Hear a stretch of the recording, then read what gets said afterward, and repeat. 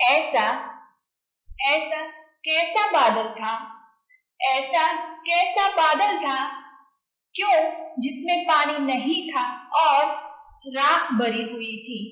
और किसके लिए आया था वह बादल, किसको हलाक करने के लिए। और वह कौन सी गजल बनाई मेजबान ने, और क्यों मेहमान को क्या समझाना था ऐसा मेजबान को, जानेंगे हम सब कुछ इस खास वीडियो में। वीडियो के अंत तक जुड़े रहें।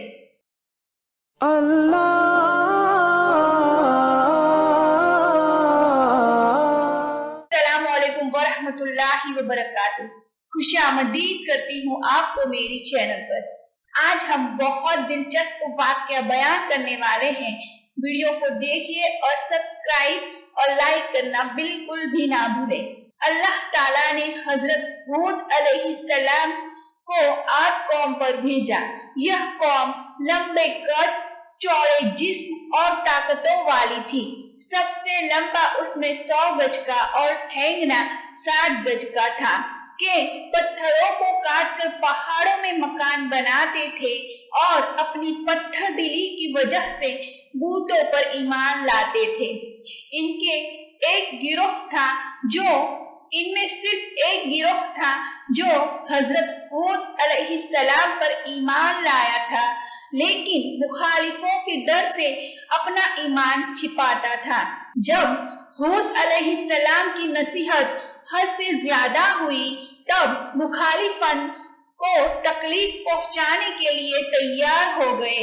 मुसलमानों ने हजरत हूद अलैहिस्सलाम को इस बात की इत्तला की कि हजरत हूद ने अल्लाह से उनके लिए बद्दुआएं की। बारिश रुक गई। नतीजा यह हुआ कि बाग व खेतियां सूखने लगी। अकाल की सूरत पैदा हो गई। 7 साल तक यह सिलसिला रहा।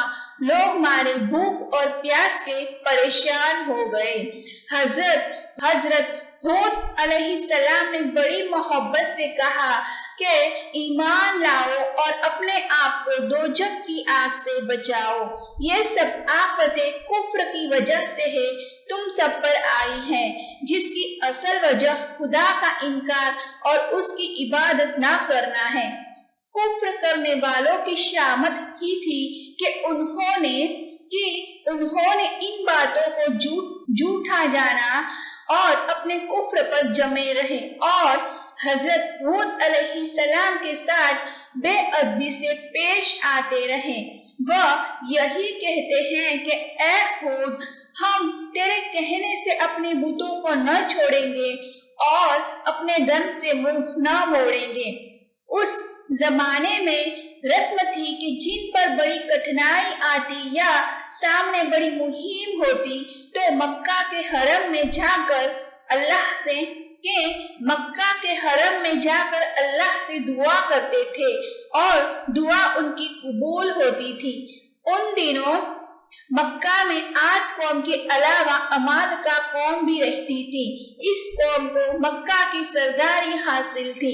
जब कौमे आद के लोग इन मुसीबतों के शिकार हुए तो सरदारों में से 70 आदमी वहां जाने को तैयार हुए। पूरी कौम ने उनको यह नसीहत दी कि मक्का में जाकर बारिश की दुआ मांगे। जब यह सब मंजिलें पूरी करके मक्का में पहुंचे और मुआविया बिन बकर के घर में उतरे, यह इन सब के खाने पीने और राग रंग की महफिलें सजाने में लग गया। यह लोग भूख प्यास को भूल गए, यहाँ तक कि दुआ और कैसी नमाज वो तो सुनने लगे। दिन रात गाने बाजे।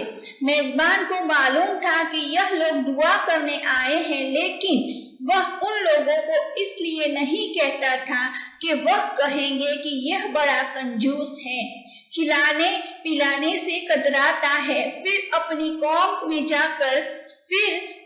कौम में जाकर मुझे बदनाम करेंगे।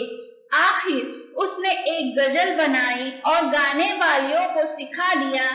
मजमून उसका यह था कि तुम अपनी कौम की मुसीबतों से गाफिल हो रहे हो और बारिश की दुआ मांगने में कोताही कर रहे हो। अब इन गाने वालियों से यह गजल उनको सुनाई और उनको अपनी कौम की मुसीबत याद आई। जब होश आया तो फिर रात दिन दुआ मांगना शुरू कर दिया और अपनी कुर्बानियों का ज़िबह करने का तरीका इस्तेमाल किया। मुर्शिद बिन मैदान उनमें एक शख्स था जो छिपा हुआ मुसलमान था। वह हजरत हूद अलैहिस्सलाम पर पूरा ईमान रखता था।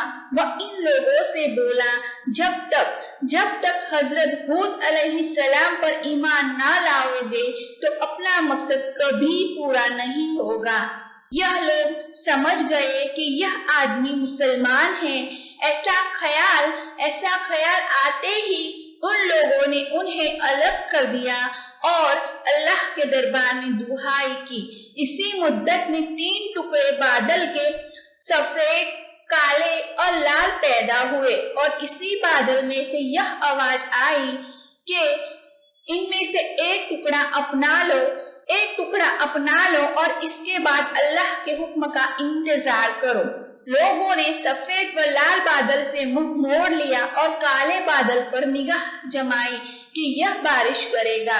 आवाज आई कि तुमने काली राख वाला बादल अपनाया है, यह तुम्हारी कौम को न छोड़ेगा और पूरी कौम को राख कर देगा। न बाप बचेगा, न बेटा, न जानवर बचेंगे, न चिड़िया। अल्लाह ताला ने इस काले बादल को आग पर रवाना किया और हूद अलैहिस्सलाम की मुखालिफों को इस आसमानी बला का निशाना बनाया। जब कौम वालों ने देखा कि काली बदली आई है तो उन्होंने खुश होकर धूम मचाई कि इससे हमारी उम्मीदें पूरी होंगी। लेकिन यह ख्याल उनका सही न था। इस बादल में अल्लाह का अजाब छिपा हुआ था। ये दुश्मन हजरत हूद अलैहिस्सलाम का मजाक उड़ाया करते थे कि अगर तू सच्चा है तो हमें अल्लाह का अजाब दिखा। चुनाचे अल्लाह का यह अजाब आ ही गया।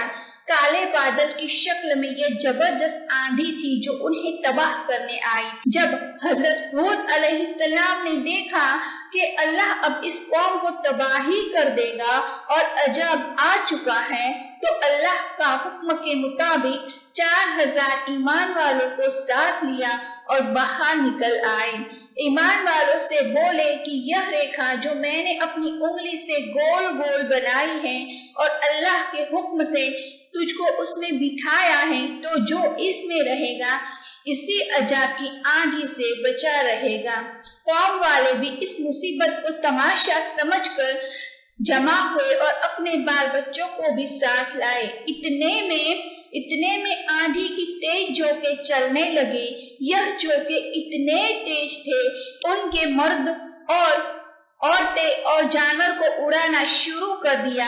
वे कंकरियों की तरह इधर से उधर गिरने लगे, घायल होने लगे, जाने लगी।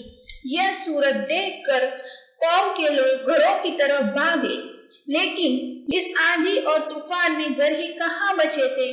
छतें उड़ गई, दीवारें गिर पड़ी, जिससे बहुत से लोग दब कर मर गए।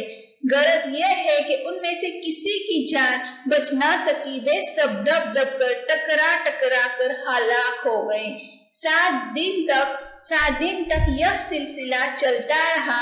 जब आंधी के झोंके रुके तो मालूम हुआ कि पूरी आबादी तलपट पड़ी है। सिर्फ वही लोग बचे थे जो ईमान वाले थे, इसीलिए कि आंधी उन तक आते आते ठंडी हवा बन जाती थी। इस तरह कौम आद अल्लाह के गजब का शिकार हो गई। उनके आलिशान मकान, हरे भरे बाग सब तबाह हो गए।